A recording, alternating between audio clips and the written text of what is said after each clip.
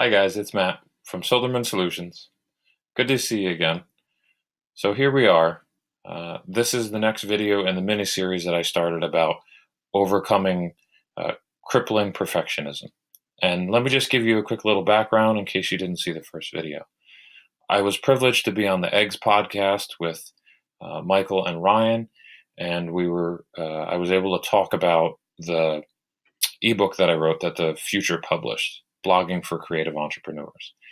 And Michael asked me, he said, I would like to publish, but he was just indicating that he always has trouble hitting that publish button.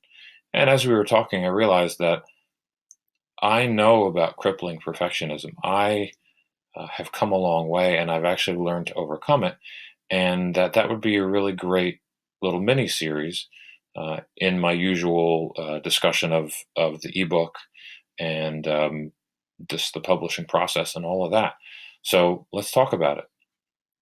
I'm going to say some pretty funny things here, so don't laugh, don't make fun of me too hard. But I started out writing with a love of poetry, and actually, what you see on the screen in front of you is one of the poems that I've published or have had published. Excuse me.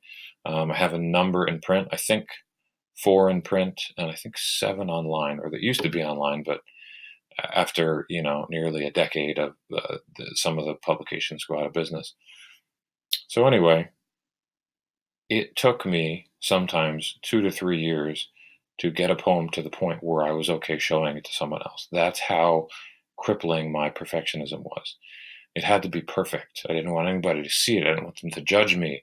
And with poetry, or maybe you don't, but for me, poetry, if a word is in a poem, every single word has to be working its tail off, or it should be removed. And so I agonized over every single word. Eventually, after having children, I sort of, you have less free time. I sort of realized that that wasn't working, that system was taking too long, and was it really worth the time? And when you have children, you also have a need for more money. And to try to better your family life and better your family situation.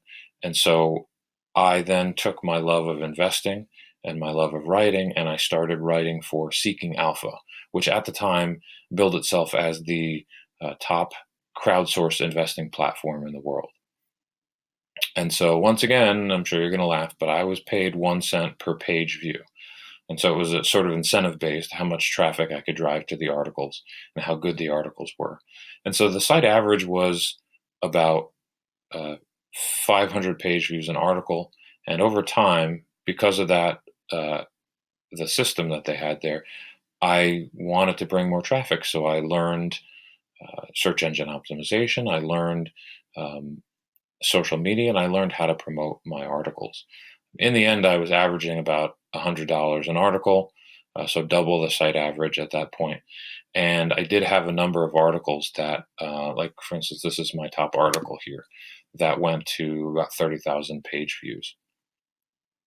The problem was, and so that may sound good, right? Oh, $300 an article, that's not too bad. The problem was that even though I had gotten better, right, because I am publishing here, right, even though I had gotten better, it still took me forever. It would take me 2 to 3 months, sometimes maybe even 4 for a longer article.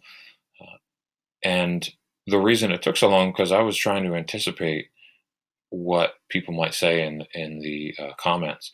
Seeking Alpha has a very robust community, and people will challenge you. So I didn't want to look dumb. This writing was going to live on the internet with my name attached to it forever. And so I just spent hours just agonizing over it. In the end, after self-reflection and after some other things, one of the things that would sometimes happen is you couldn't control when the editors would publish the article. So if they got to it at 2 a.m, they'd publish it at 2 a.m. And of course, nobody was around to read it. So I had even though I had some really good topics and I had figured out what to do, I had a couple of articles that I think it might have been the last one that I published. It got published at 2 a.m, and I don't remember how much I made, but it wasn't great. And through self-reflection, I started realizing that this probably wasn't the best way to use my time. And throughout this whole process, through self-reflection, I realized that I had this struggle with pride that was crippling me and making it impossible for me to publish, or just really slowing me down. And so that was what helped me move on from this publishing model, helped me overcome my perfectionism to where I could only publish, every couple of months.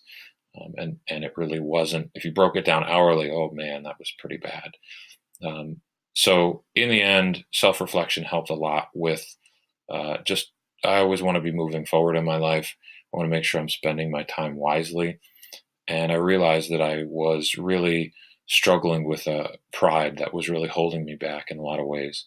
So I'm going to tell the next half of the story in the next episode here. And so stay tuned. All right, guys? I'll see you soon. Thanks.